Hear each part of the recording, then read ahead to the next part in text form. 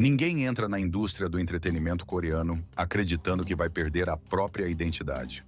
O sonho que é vendido sempre começa limpo, bonito e organizado. Jovens observam de longe os palcos iluminados, os apartamentos luxuosos mostrados em programas de variedades, as entrevistas cuidadosamente editadas e acreditam que aquilo é consequência direta de talento e esforço. O que não aparece nessa narrativa é o caminho silencioso que antecede tudo isso.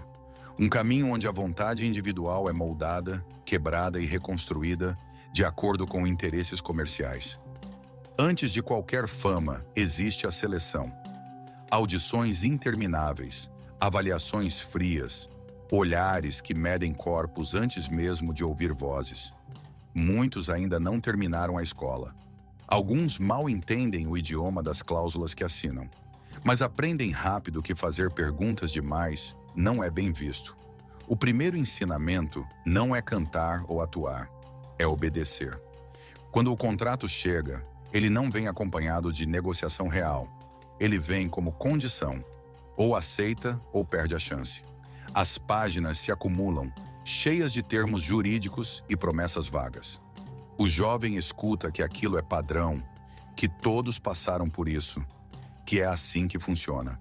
E nesse momento, sem perceber, ele entrega controle sobre horários, alimentação, aparência, redes sociais, opiniões e até emoções públicas. A agência passa a decidir quando o corpo está aceitável e quando não está. O peso vira número monitorado. A alimentação deixa de ser escolha e passa a ser regra. Dormir pouco se torna prova de dedicação. Dormir demais vira sinal de fraqueza.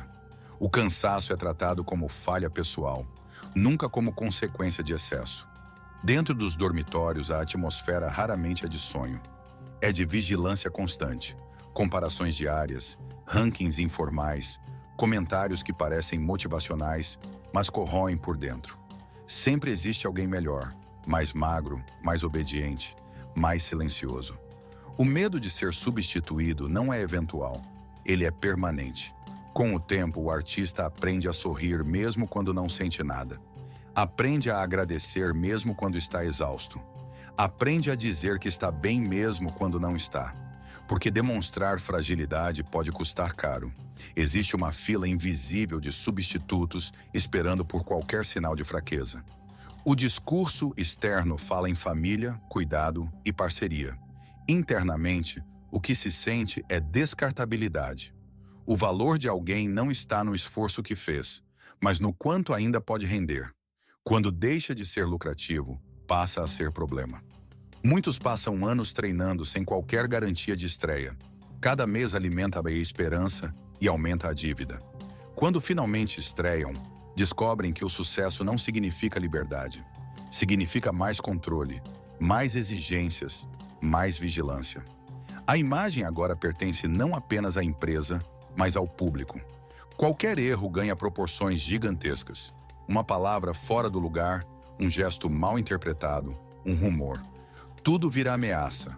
O medo de causar prejuízo financeiro transforma cada decisão pessoal em risco profissional. Amar, sair, descansar, tudo precisa ser calculado. Nesse ponto, o artista já não sabe mais onde termina o personagem e começa a pessoa. A identidade foi diluída lentamente. O silêncio virou proteção. Questionar parece impossível. Sair parece suicídio profissional. A rotina se repete dia após dia com pequenas variações. Acordar antes do sol, treinar até o corpo falhar, ouvir críticas que nunca vêm acompanhadas de elogio suficiente. Comer pouco, beber água em excesso para enganar a fome. Dormir com a sensação de que nunca é o bastante.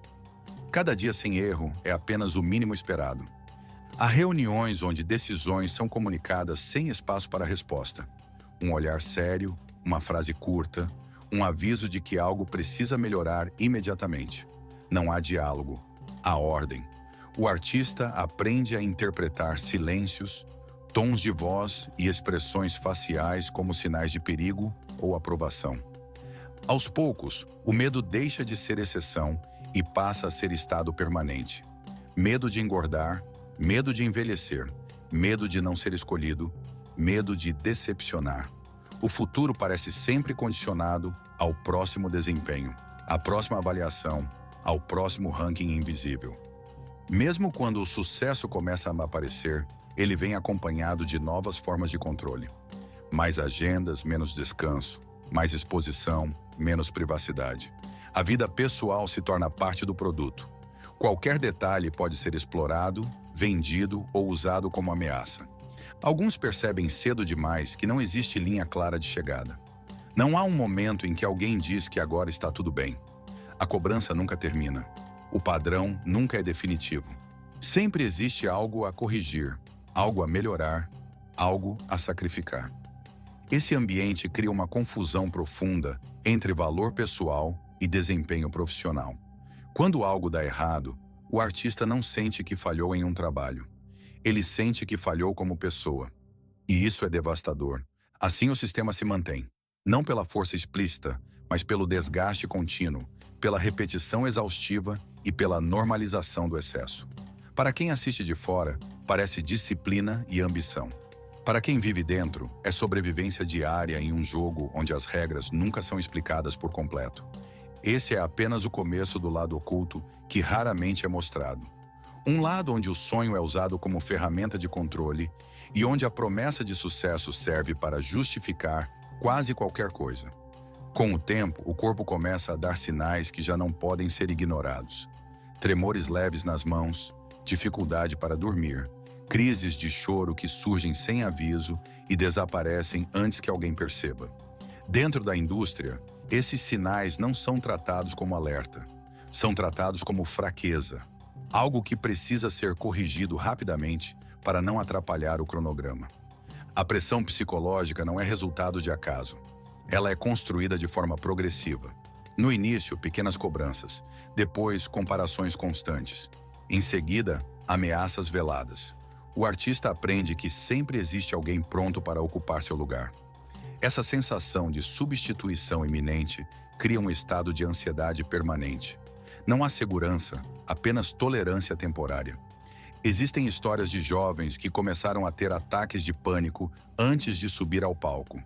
Outros passaram a evitar espelhos. Alguns desenvolveram distúrbios alimentares graves, escondidos atrás de justificativas profissionais. Tudo isso acontece enquanto a imagem pública permanece impecável. A maquiagem cobre olheiras. O sorriso ensaiado disfarça o colapso interno. Quando o rendimento cai, o sistema reage com frieza. Reuniões rápidas, portas fechadas, frases curtas. Dizem que é preciso ser mais forte, mais focado, mais grato. Ninguém pergunta o que está acontecendo de verdade. O sofrimento emocional não entra na pauta porque não gera lucro imediato. Em muitos casos, o artista começa a sentir culpa por estar mal. Culpa por não aguentar. Culpa por falhar. Culpa por decepcionar. Essa culpa é extremamente funcional para o sistema, porque impede questionamentos. Se o problema é interno, não há motivo para mudar a estrutura. Alguns tentam procurar ajuda fora da empresa. Psicólogos, amigos, familiares. Mas o tempo é curto, o controle é alto e o medo de que qualquer informação vaze é constante. Existe o receio real de que admitir sofrimento seja interpretado como incapacidade profissional. Quando alguém finalmente decide falar dentro da empresa, a reação costuma seguir um padrão. Primeiro tentam minimizar. Dizem que é fase, cansaço, adaptação. Se a pessoa insiste, surgem alertas mais duros. Comentários sobre comprometimento, lealdade e responsabilidade com o grupo. O indivíduo passa a ser visto como risco. Em casos mais extremos, entram em cena os contratos de confidencialidade. Documentos assinados às pressas, acompanhados de promessas vagas de proteção ou compensação. Em troca, silêncio absoluto. Nenhuma entrevista, nenhuma explicação, nenhuma narrativa própria. Aos poucos, a presença daquele artista começa a diminuir. Menos aparições, menos convites, menos espaço. O afastamento raramente é anunciado de forma direta. Ele acontece de maneira gradual, quase imperceptível para quem assiste de fora. Até que um dia o nome simplesmente desaparece. Para o público, a versão oficial costuma ser simples. Problemas pessoais, questões de saúde, decisão individual. Poucos questionam. A maioria aceita. O sistema sabe disso e se apoia nessa previsibilidade. O mais perturbador é que quem observa esse processo de dentro aprende rapidamente a lição. Falar custa caro. Questionar pode destruir anos de esforço. O silêncio passa a ser visto como única forma de continuar existindo profissionalmente. Mesmo artistas que alcançam reconhecimento não estão imunes. Quanto maior a visibilidade, maior o controle. A imagem precisa ser preservada a qualquer custo. Qualquer fissura pode virar escândalo. Qualquer escândalo pode virar prejuízo. Assim, histórias reais permanecem fragmentadas, contadas pela metade, sempre incompletas. E enquanto isso, novos jovens entram no sistema, acreditando que com eles será diferente. A engrenagem continua girando, alimentada por medo, culpa e silêncio organizado. Quando a indústria coreana se torna um fenômeno global, o alcance desse sistema se expande para além das fronteiras do país. O sonho passa a ser vendido também para estrangeiros. Jovens de diferentes partes do mundo começam a enxergar a Coreia como um destino onde talento seria finalmente reconhecido. Mas quanto maior a distância de casa, maior a vulnerabilidade diante de um sistema que não oferece margem para erro. Para estrangeiros, os riscos são amplificados. A barreira do idioma dificulta a compreensão total dos contratos. A dependência de vistos transforma qualquer conflito profissional em ameaça pessoal. Um desacordo com a empresa não significa apenas perder um trabalho, mas correr o risco de perder moradia, renda e o direito de permanecer no país. Existem relatos de jovens estrangeiros que aceitaram condições que jamais aceitariam em seus países de origem, acreditando que aquele sacrifício era parte do caminho. Muitos confiaram em promessas verbais que nunca se concretizaram. Quando perceberam que estavam presos a acordos abusivos, já não tinham para onde correr. Brasileiros também aparecem nesse cenário, ainda que raramente de forma explícita. Dançarinos, estudantes, modelos e aspirantes a artistas que chegam cheios de expectativa e descobrem que o sistema não faz distinção entre nacionalidades. Todos são tratados como peças substituíveis. Todos estão sujeitos às mesmas regras rígidas, à mesma pressão e ao mesmo silêncio imposto. Para quem está longe de casa, o isolamento psicológico é ainda mais profundo. A falta de apoio familiar, o choque cultural e a dificuldade de comunicação criam um ambiente propício para medo e solidão. Muitos suportam situações extremas em silêncio por não saberem a quem recorrer. Quando decidem voltar, raramente falam. O retorno costuma ser discreto. Não há denúncia pública, não há exposição. Existe apenas a tentativa de reconstruir a vida longe daquele sistema. Mas o impacto emocional permanece. Frustração, sensação de fracasso e culpa acompanham muitos desses retornos silenciosos. Esse silêncio individual acaba alimentando um silêncio coletivo. Cada história não contada reforça a imagem de que tudo funciona bem. Cada experiência abafada fortalece a narrativa oficial de sucesso, meritocracia e oportunidade. A indústria entende esse mecanismo e o utiliza com eficiência.